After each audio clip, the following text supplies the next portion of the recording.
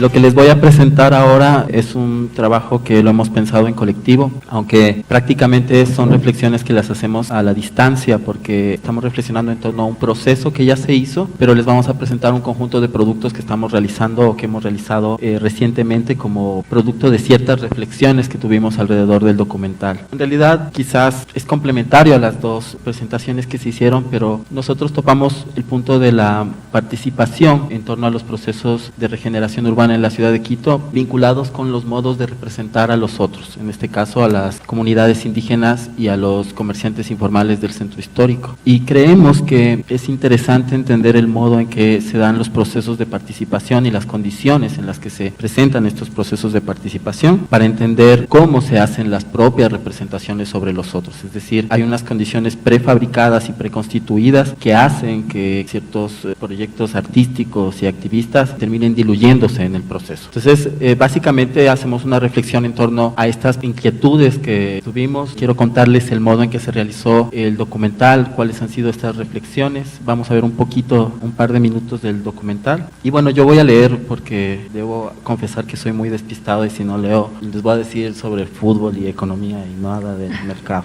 El día de hoy nos interesa debatir en torno a una pieza audiovisual que construimos conjuntamente con el Frente de Defensa y Modernización del Mercado San Roque. Pero antes de entrar en detalles, me gustaría explicar mi deseo de hablar en plural, ya que este trabajo no ha sido realizado solo por mí, sino que es parte de un proceso de aprendizaje, tanto de un equipo institucional como de la comunidad a la que nos referimos. Este proyecto fue parte del proceso de trabajo realizado entre el año 2012 y 2014 por parte del área de mediación comunitaria de la Fundación Museos de la Ciudad de Quito. El equipo estuvo conformado por una diversidad de investigadores y activistas sociales que trabajaron en torno a esta propuesta de diseño participativo desde la institución museo. Pensando en las posibilidades de aportar a la reflexión desde adentro y afuera, hemos armado esta ponencia conjuntamente con Alejandro Ceballos, actual director del área de mediación comunitaria de la Fundación Museos, con quien imaginamos los retos de la hora al interior de la institución. Por mi parte, trato de reflexionar desde una distancia crítica que trata de ser constructiva hacia el propio proceso de los comerciantes. Por otro lado, tendría también que reconocer el papel de la comunidad integrada por el Frente de Defensa y Modernización del Mercado San Roque como el colectivo que nos abrió las puertas para generar este conjunto de reflexiones.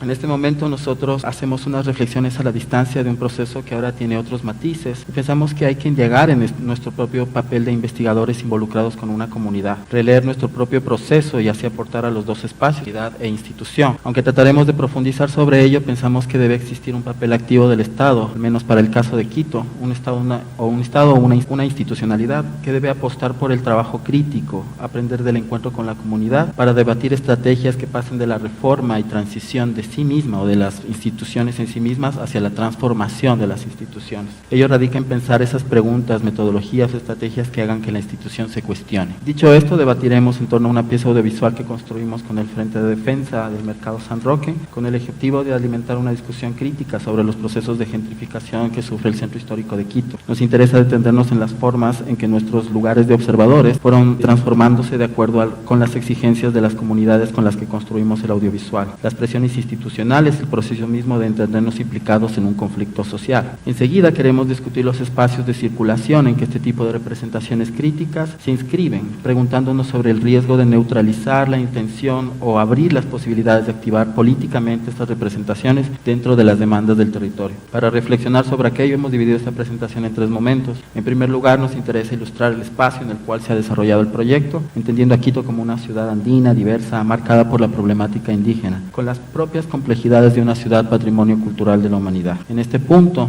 analizamos los modos en que ciertas tecnologías de gobernanza de la ciudad se enlazan con las propias nociones de ciudad turística que impulsan procesos de expulsión de poblaciones populares e indígenas en el centro de la ciudad, en especial en el centro de la ciudad, pero hay todo un trabajo que está por hacerse en espacios periféricos, entendiendo esto no como un proceso reciente, sino por parte de un proceso más amplio y cambiante de la organización del comercio en la ciudad, pero más aún de un conflicto de clase y etnia, ejemplificado en el centro histórico en la reorganización constante de sus flujos y su propio modelo de desarrollo urbano. Bueno, esta es nuestra hermosa ciudad de Quito, que como ustedes ven son un conjunto de quebradas. En esta ciudad las políticas higienistas y de ornato funden como dispositivos de control de poblaciones y gobernanza. De este modo pensamos, siguiendo a Kidman la configuración del centro histórico como un espacio. En segundo lugar, nos interesa hablar de la metodología de trabajo, pensando las diversas etapas y productos como respuesta a la práctica de la representación, entendiéndonos en el lugar de los cambios y tensiones como sujetos implicados en una institución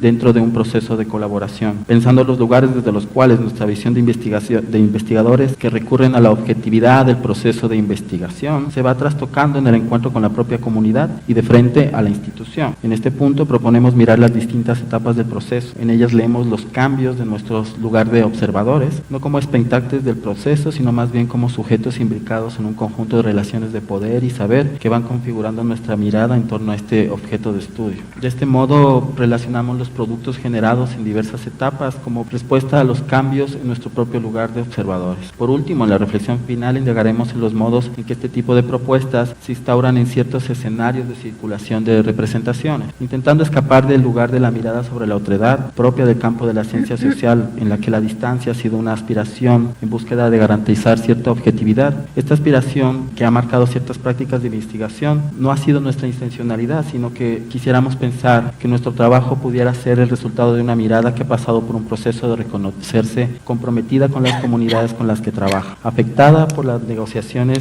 de distinto tipo y por tanto los escenarios de circulación deberían ser entendidos como escenarios para nuevas activaciones de estos productos, escenarios de posibilidad en las que la participación se instala como proceso de transformación y no de transición de las propias necesidades de las instituciones. Aunque esto lo desarrollaremos, al final deseamos aclarar que creemos que existe un riesgo de que las representaciones que se construyen de forma colaborativa y que han rebasado la aspiración de objetividad sean neutralizarlas por escribirlas en escenarios de circulación o visibilización que las consideren piezas museológicas, artísticas o académicas con un valor per se. Por el contrario, quisiéramos imaginar que estas representaciones solo adquieren sentido como materiales educativos para la activación y fortalecimiento de las organizaciones sociales. Así queda abierta la pregunta sobre los medios de producción de representaciones como dispositivos que afianzan la mirada sobre la otredad o como estrategias para desencadenar discusiones en torno a lo público, modos de asumir la participación, sus posibilidades. Todos estos de frente a los alcances de un encuentro con la comunidad, encuentros críticos sobre la comunidad y la relación con las instituciones públicas. De este modo, para entrar en debate, en 1978 la Organización de las Naciones Unidas para la Educación y Ciencia y Cultura declaró a la ciudad de Quito Patrimonio Cultural de la Humanidad debido al esplendor de su arquitectura colonial. En la década de los 90 esta declaración fue argumento para apostar al turismo y a la especulación inmobiliaria, intensificando el endeudamiento de la ciudad y la inversión privada para rescatar edificios patrimoniales. Aparecieron organizaciones civiles y estatales para regular los usos sociales del espacio público y las normas de ornato. Se han multiplicado en los últimos años los museos y las intervenciones urbanísticas y culturales en distintos barrios populares del centro de la ciudad. Que la imagen postal de la ciudad está asociada a un patrimonio cultural de herencia española. Quito es un espacio atravesado por lo indígena. El 22% de la población vive en el centro de la ciudad. San Roque, por ejemplo, se autoidentifica como indígena. Muchos de ellos están relacionados con los mercados populares. Uno de los mercados principales es el de San Roque, un enclave que resulta de un histórico y sistemático programa de reubicación y desplazamiento del comercio informal en las plazas del centro histórico, con aproximadamente 3.000 plazas de trabajo estable y una red de venta informal y ambulante no calculada que atiende aproximadamente a 204.000 clientes por semana, garantiza la soberanía alimentaria de la ciudad, abasteciendo al 17% de la demanda de productos de primera necesidad, alimenta el comercio de un circuito de mercados populares de pequeña escala y en toda la ciudad. El mercado San Roque, además de comerciantes,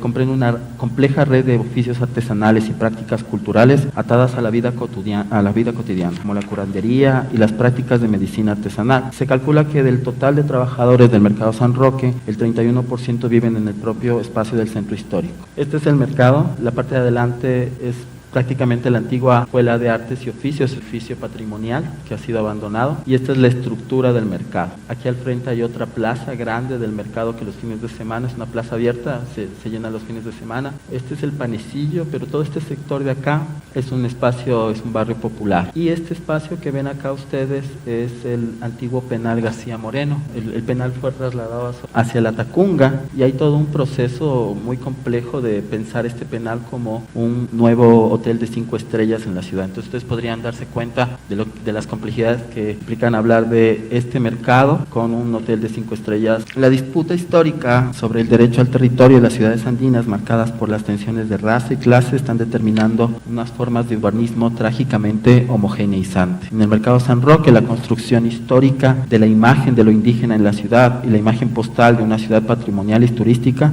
proponemos que es necesario, a partir de estas dos nociones, construir representaciones críticas sobre estos supuestos implícitos sobre lo indígena, lo cultural o las identidades. Pensamos que el trabajo de representación es un trabajo político y que es un espacio donde se ejercen sistemas de poder y saber. Implicaría, como se ha dicho ayer, entender los mecanismos y las razones que ocultan las diversas identidades patrimoniales que sin duda no están apuntando a identidades políticas. Para entrar a la parte de la metodología, me interesaría que veamos por un momento una parte del documental.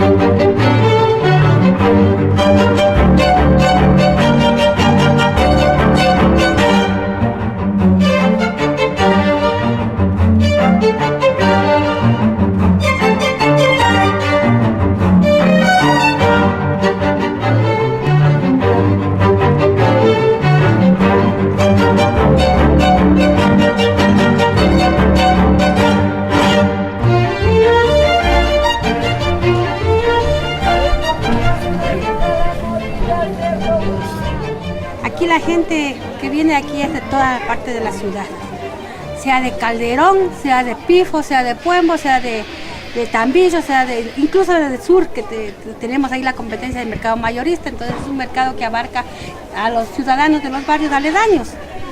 Entonces es un mercado bastante activo. Bueno, en parte lo vemos cuando comentamos los orígenes de las diferencias de clase y etnia en la ciudad. Estas bases también están en los discursos higienistas en la mitad del siglo XX en Quito, como los del deterioro de la imagen de la ciudad, o como aquellos de discursos higienistas que hablan de lo cotidiano con comentarios de indios sucios o indios vagos. O en estas condiciones, nosotros de qué manera nos podríamos preguntar cómo se construye esta opinión pública. Para muestra un botón con estas imágenes que les he presentado. La interpretación de ellas se sostiene en la información previa o en la calidad de información que ustedes puedan obtener a partir del debate que podamos generar. Es decir, una opinión crítica se generaría en las versiones contrastadas de una misma historia. El fondo del problema con la opinión pública es que precisamente esta se configura entre varios supuestos. Presenta debates prefabricados, imaginarios preelaborados y que no son neutrales, sino que tienen cierto tipo de intencionalidad política. En este campo de juego sobre la lectura de la imagen, las opciones a escoger un modo de ver sobre otro para ejercer la crítica quedan casi anulados por la inmediatez propia de la imagen. Todas las opciones posibles quedan anuladas generalmente por estas otras opciones que están basadas en la reproducción de los valores de las clases dominantes. Por lo tanto, la opinión pública recae en las opciones preelaboradas y legitimadas históricamente. Son estas condiciones en las que se propone al equipo de mediación comunitaria generar un taller de diseño participativo para la refuncionalización del mercado San Roque. Para entender estas condiciones, podría comentarles algunos antecedentes. Ciertos planes de organización del comercio en la ciudad proponen reducir los mercados de la ciudad, los amplios mercados mayoristas, a mercados de distrito, para convertirlos en mercados de barrio. Al mismo tiempo, el comercio mayorista se trasladaría al norte de la ciudad, es decir, a las periferias. Con esto se solucionarían dos problemáticas que, si nos guiamos por la propia opinión pública, son los mayores problemas de la ciudad: el tráfico y la delincuencia, que por ende se interpreta que el mercado atrae la delincuencia y que el mercado atrae más tráfico que otros centros comerciales. En segundo lugar, estas percepciones de inseguridad se complementan con ciertas políticas de organización del comercio que, a decir de los comerciantes, parecen más bien de persecución del trabajo informal en el centro histórico. Las ventas ambulantes son un problema para la imagen de la ciudad turística. Con ello, los vendedores, pero también los delincuentes, se ven presionados a trasladarse entonces a zonas con menos control policial, en ese caso al mismo mercado San Roque. En tercer lugar, esto nos lleva a un punto que es el del vaciamiento, que es el modelo de los proyectos de gentrificación o regeneración urbana, que implican el abandono de un sector de la ciudad por parte del Estado para que se deteriore de a poco. Ello, complementado con el propio deterioro de la opinión pública, nos da como resultado la legitimidad para el proceso de intervención en el mercado y por ende la reducción de este mercado a un mercado de barrio. Como vemos, prácticamente hay toda una metodología de trabajo muy bien planificada que funciona y que se repite en diversas ciudades del mundo. Lo que cambia es el modelo. En el modelo es el cómo se puede dar la agencia de los sujetos y cómo esta agencia transforma las maneras en que el modelo se ejerce en el territorio. Una vez ejemplificados estos antecedentes, nos preguntamos entonces en este tipo de proyectos participativos, ¿quién y hasta dónde le es permitido participar? Lo que hemos hecho nosotros hasta ahora es contextualizar a qué lugar entramos para que generemos un proceso participativo y de representaciones sobre el mercado. Sin embargo, nosotros, antes de ingresar a generar este proceso participativo, entramos con más dudas sobre estas propias reglas del juego. En un campo en el cual las reglas del juego están preestablecidas, las dudas sobre el proceso de participación ciudadana y en ellas los modos de presentar de un grupo emergen con la duda de a quién invitamos y sobre qué preguntas y cuestionamientos les está permitido participar. ¿Qué tipo de voces autorizadas emergen en los procesos participativos? ¿Cuándo es el Estado un mediador de este conflicto? Sucede que la participación queda diluida en un espacio de burocracias, provocando la instrumentalización de artistas e investigadores. Pero así como la propia institución propone las reglas en las cuales se hacen los procesos de participación y representación colectiva, en las propias comunidades existe también la necesidad de construir una imagen idealizada de sí misma. Hay presiones para hablar de una adecuada imagen de la comunidad. El propio proceso de trabajo entonces se ve también permeado por las exigencias de las comunidades, pensando en los usos estratégicos de la representación y la imagen idealizada que buscan ellos mismos. Aquí pueden ver un conjunto de imágenes de un compañero, Luis Herrera, que hizo un ensayo fotográfico sobre el mercado. Una gran cantidad de imágenes, pero entre ellas estaban imágenes como esta. Y como ustedes pueden observar, ahí está imagen, bueno, lo bello y lo feo del mercado San Roque, que es básicamente esta imagen que los comerciantes no querían ver. El gran problema, en realidad, estaba en que nosotros teníamos la ansiedad de generar debates públicos sobre lo que estaba sucediendo en el mercado. Básicamente, las negociaciones que se realizaban hasta el momento se hacían entre las propias autoridades municipales o entre el municipio y las dirigencias del mercado. Sin embargo, no era un problema público. A pesar de ser de interés público el mercado en sí mismo, las negociaciones se hacían a nivel privado. nuestra propuesta era sacar del nivel privado al espacio público de los debates este tipo de problemáticas del mercado. Así se nos ocurrió empezar por trabajos de micropolítica, donde se revela y los comerciantes puedan ver sus propias condiciones y trabajar sobre ellas. Sin embargo, esta imagen y un conjunto de otras imágenes no calzaron muy bien, fue un verdadero fracaso. Así nosotros nos empezamos a preguntar sobre qué tipo de imágenes ellos están esperando y por qué necesitan esas imágenes. Y si lo que debemos hacer es adaptarnos a las imágenes que los comerciantes esperan que nosotros produzcamos o construir la imagen que el municipio esperaba que también reproduzcamos sobre el mercado. Pero como ya lo hemos comentado, trabajar desde esta neutralidad tampoco era posible porque hay imaginarios preconfigurados sobre lo que es el mercado. Por lo tanto, nosotros empezamos a trabajar el proyecto de imaginar el mercado San Roque. Estas otras historias que usted no encontrará en ningún medio impreso. ¿Cuál era la propuesta? Empezar a indagar sobre estos imaginarios preconstituidos, sobre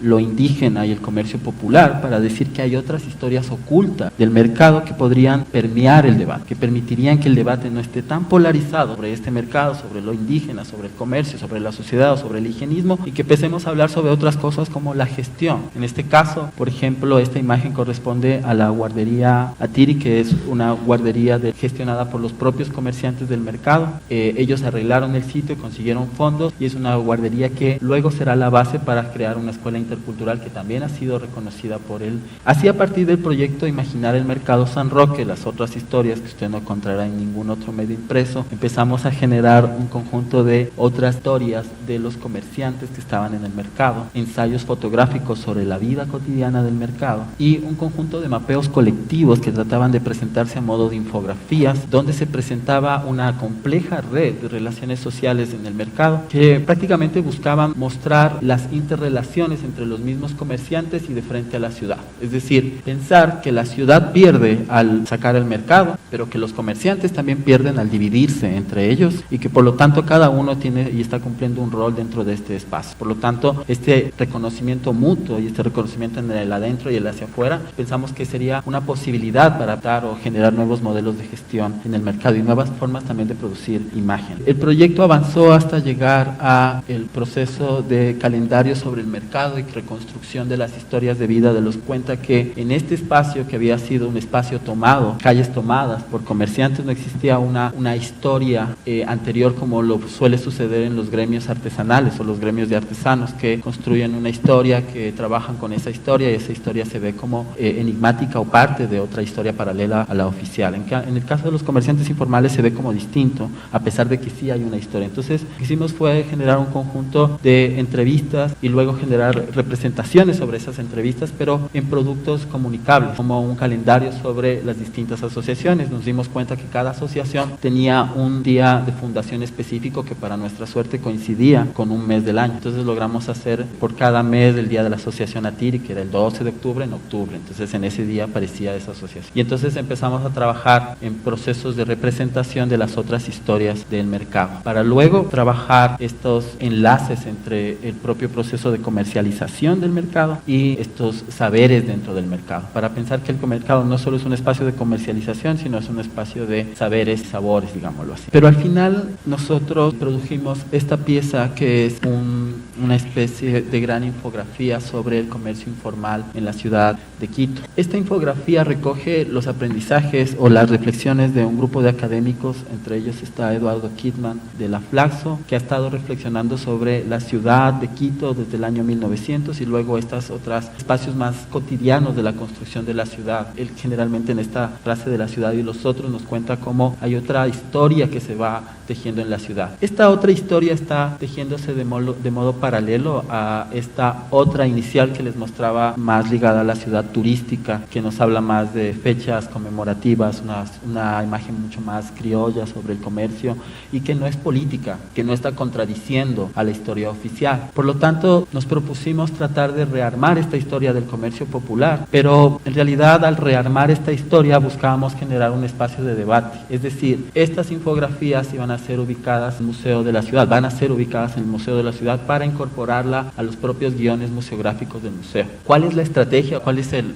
punto de fondo en esto? Y es que eso nos lleva a reflexionar sobre los espacios de circulación de estas estrategias de representación. El gran problema que hemos encontrado es que todo tipo de productos procesos audiovisuales que tienen que estar en la mitad de un conflicto, como en este caso el de la regeneración urbana, no logran, de alguna manera, no logran generar el debate público porque se diluyen en los espacios de exposición. Son los museos los que han provocado también. El museo es un espacio que estatiza también en sí mismo las posiciones que existen dentro de él, las estatiza y las estetiza, es decir, desde la estética se empiezan a generar las reflexiones de lo que debería ser desde la política, y por lo tanto no logramos trascender del discurso de lo bello hacia el discurso de la transformación de la institución y las relaciones de poder que se dan en la ciudad. Por lo tanto, el museo ha acordado, por lo menos inicialmente, abrir el debate a través de este conjunto de infografías que las vimos como la necesidad de generar procesos educativos que busquen traspasar este espacio de lo privado hacia el espacio de lo público. Nosotros finalmente tratamos de recuperar los aprendizajes de Paulo Freire cuando habla de la necesidad de generar procesos de alfabetización para que los oprimidos puedan reconocer sus propias condiciones de opresión y ellos mismos puedan generar sus propios procesos de emancipación. Pensamos que también hay un proceso de alfabetización en torno a lo visual, en torno a tener herramientas. Pensamos que en realidad se refiere a tener las herramientas o los medios y utilizar los propios medios que el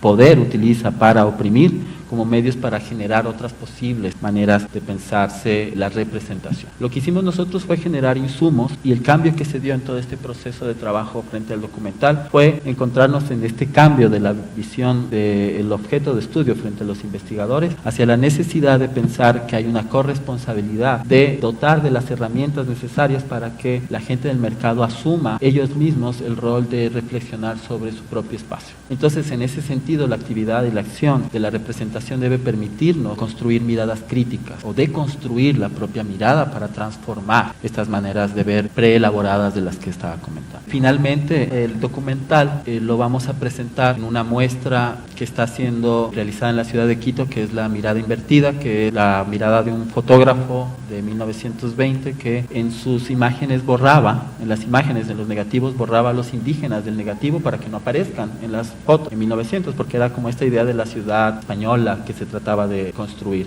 Luego ahora se está tratando de pensar esta imagen invertida de cómo eran borrados los indígenas de estas imágenes históricas. Vamos a presentar el documental dentro de esta exposición para contar de que así como en ese tiempo las imágenes de los indígenas eran borradas de la representación, hoy en día la imagen turística también es borrada a través del Photoshop. Y entonces como estamos en un juego que no ha cambiado del todo, sino que son las mismas estrategias, las mismas formas de representar al otro, las mismas nociones sobre la otredad, la que están configurando un modo de aceptar lo que es o no es agradable para la ciudad. Vamos a buscar con ello empezar a generar cierto tipo de debates públicos de frente a los comerciantes y a las autoridades municipales. Muchas gracias.